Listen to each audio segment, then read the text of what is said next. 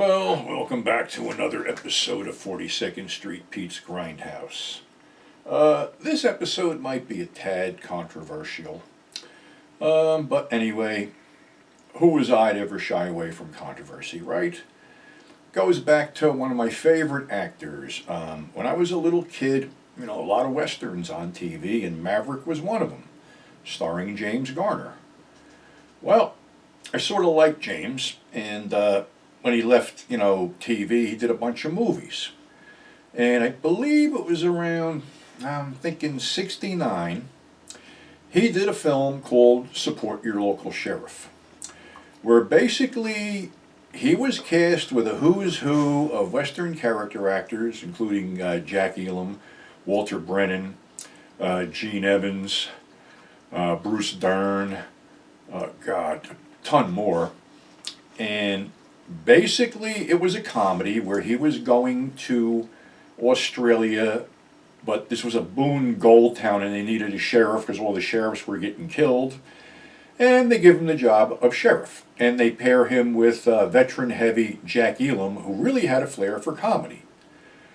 Well, huge success, directed by Burt Kennedy, and did a sequel, but in between the sequel, he did a detective film, Marlowe, where actually there is footage of an early Bruce Lee in the film as an assassin, and all those prints that were floating around for sale had that footage clipped out and sold to collectors, just that footage.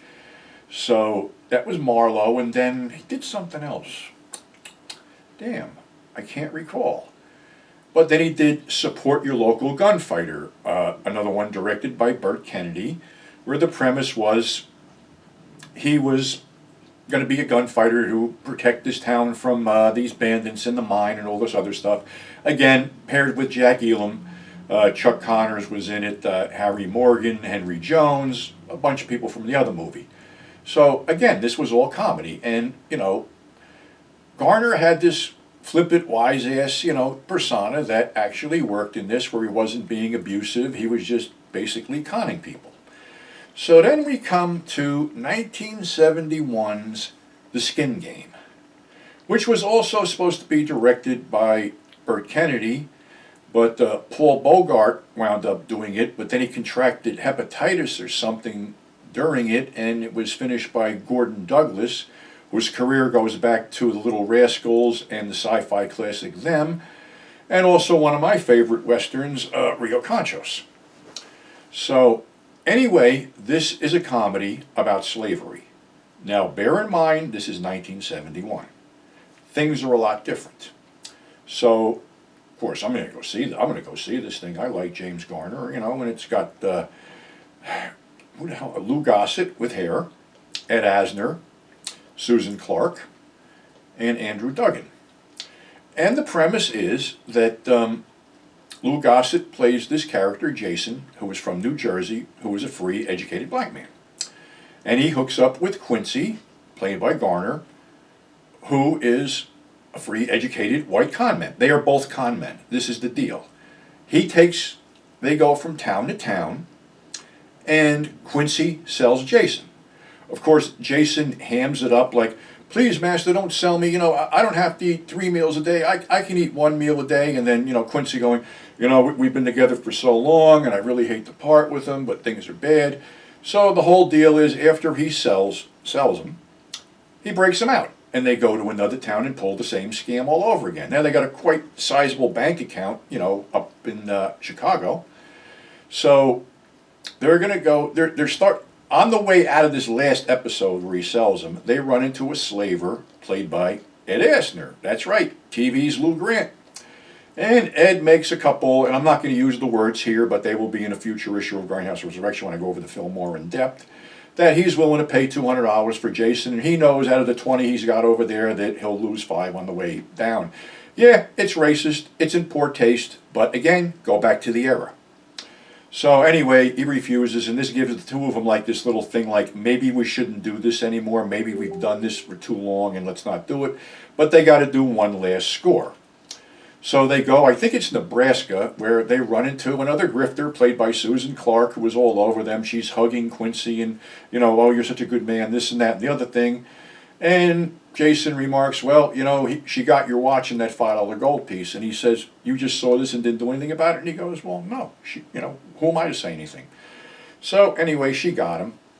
Well, this is going to be the last shot to sell Jason. So Jason, of course, has to play the role and sleeps in a barn where he meets Naomi, an actual slave played by Brenda Sykes, who's going to be sold. So Jason decides this ain't fucking cool and tells Quincy to take whatever it needs out of his cut of the money and to buy Naomi, and they'll take her with them. Okay, fine. Well, Quincy buys Naomi for $1,000. And then Jason's up, but there's two guys that are having a fight, and they're played by Henry Jones and this Irish guy, Paddy something or other. But anyway, they're bidding against each other because there was this fucking dispute where one of them screwed Paddy screwed Henry on a horse deal. And they get the bid up to $3,500, which basically I guess was unheard of in those times. And the Henry Jones character stands up and he goes, I have no intention of buying anything. He pulls out his empty pockets. Well, they're going to get a good payday, and all of a sudden, John Brown rides into town, played by Royal Dano, who's got a pedigree in playing fanatics, and he takes all the slaves with him, including Naomi and Jason. Well, of course, now Quincy's out the $1,000, doesn't have, whatever he was supposed to get, and goes looking to help Jason. Well, in a scene that makes absolutely positively no fucking sense whatsoever, and I don't even know why it's in there, Jason, dressed as an Indian, sneaks up and puts a knife against Quincy's throat. So there's a whole scene about, yeah, that was pretty good, this and that. Why don't you do it again, and he flips him into the water. Again, the scene makes no sense. So they decide one more time that they are going to pull this off. But in the meantime, they go into this town, and Quincy goes into his spiel, but the slaver, Plunkett, played by Ed Asner's there, and said, I told you I'd give you $200, and then there's another guy there who they swindled out of $400, and in the whole mix, Quincy's arrested, and Jason winds up with Plunkett, telling him he's not a slave, and they throw him in the slave pen where Naomi is. So the trick is to get sold to the same guy, I guess, so they can make their escape. In the meantime, Quincy's in jail and is visited by Ginger, who he tells to go away, but Ginger reaches through the bars and hugs him and slips the keys and a derringer in his pocket so he can escape. So now the whole trick is to get Jason and free him. In the meantime, Jason has made friends with these other slaves who are from some tribe in Africa, and they have scars here and here and here, and they don't talk, but they're great with horses, and that's why they keep them. They're complete horsemen. So he figures out a way to communicate with them. So, okay. Now, Quincy and Ginger are pulling this gimmick. They're saying that Plunkett sold a slave with leprosy, and they're trying to track him down, and they're doing various scams because now Quincy's a minister with the collar and the whole bit. Well, they arrive at the estate where he is, and he goes, that's him, that's him. So he gets Jason away and say, look, this is what we're going to do. And he goes, no, we can't do it that way. He goes, Naomi has to come and these guys have to come. And Quincy goes, well, I can, say that you exposed one, but the whole bit. Well, Plunkett at that moment decides to ride up, and he's shooting it out with the Andrew Duggan character, and all of a sudden he yells out that you were swindled, and the gig is up.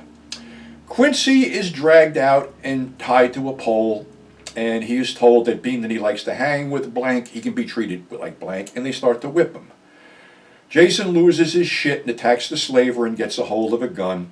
Plunkett pulls a gun while Quincy gets loose and beats the shit out of the guy who was whipping him. And they all escape in this carriage and go down where basically Ginger was supposed to hide horses and things.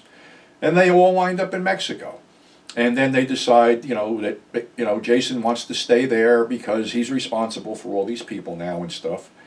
So Quincy and Ginger are going to go back, scamming, and she says, well, this would be a lot more comfortable if we on a train. And he goes, well, we can't afford to go on a train. She goes, what do you mean? You had $3,000 in that envelope. And he goes, well, last night I saw Jason sneak up and take it. She goes, you didn't stop him? And he goes, well, I sort of figured after all this bullshit, he earned it.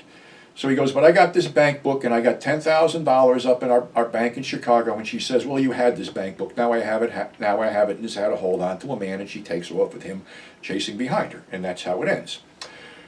Would it be considered offensive today? Yeah. Was it considered offensive then? Really not sure. I mean, there was a little bit of hue and cry, but when you look at the whole thing, and I saw it in the theater on 42nd Street, and the audience was predominantly black. Now, I think, how old was I? 18, 19 years old at the time.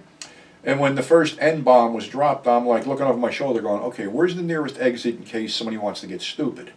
But the reality of it was nobody really gave a shit because, you know, everybody knew the James Garner character from TV and movies and stuff like that. It was like, you know, he wasn't going to fuck a fellow con man. And then you also have to realize that probably most of the patrons of that theater at the time, including myself, were involved in some kind of a hustle of some kind. So they related to it. So there was really, you know, no issue back then as far as I know. Probably the film hasn't seen the light of day. I just revisited it the other night because I bought it a few years ago on the Warner Archives thing.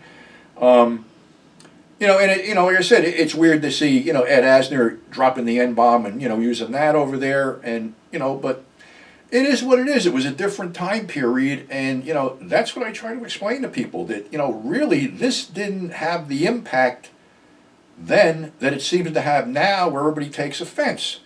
You know, I don't know. It's and the funny part was, this wasn't, you know, one of these exploitation cheapies rushed out. This was Warner Brothers.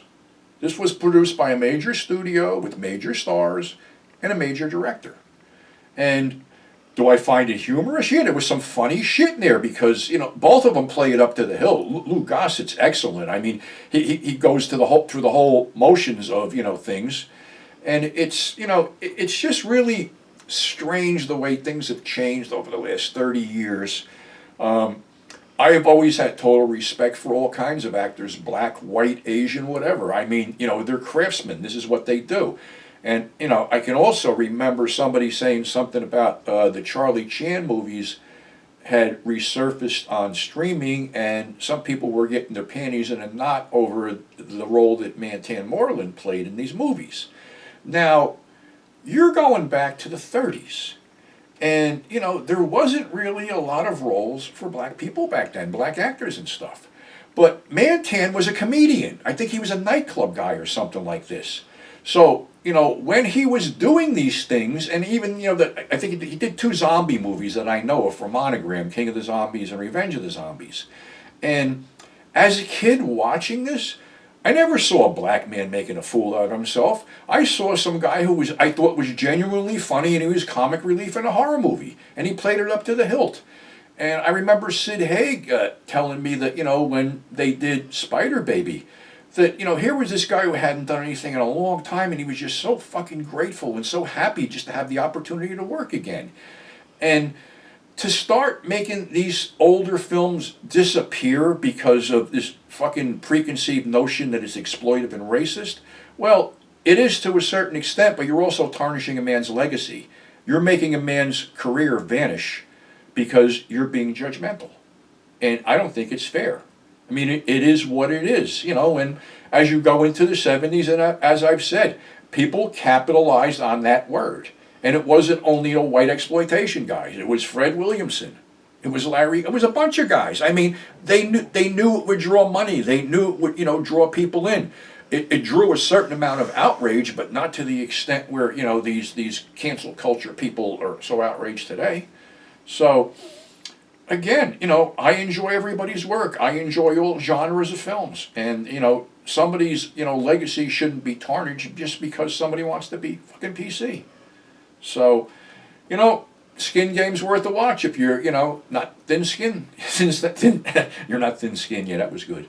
But, you know, you got to look at all this stuff from back in the day with a grain of salt, because that flew back then. Would it fly now? No. Neither would Blazing Saddles. Neither would a lot of films. I could just run down a whole list, but why? These films are a time capsule. They capture the era in which they were made, and they shouldn't be fucked with. And that's all I got to say about it. I think I just did a little thing. We reached 1,000 subscribers or something like that, and that's very cool. And we're going to keep this going. So I thank you for subscribing. I thank you for tuning in. And until next time, stay safe, and we'll see you on the flip side.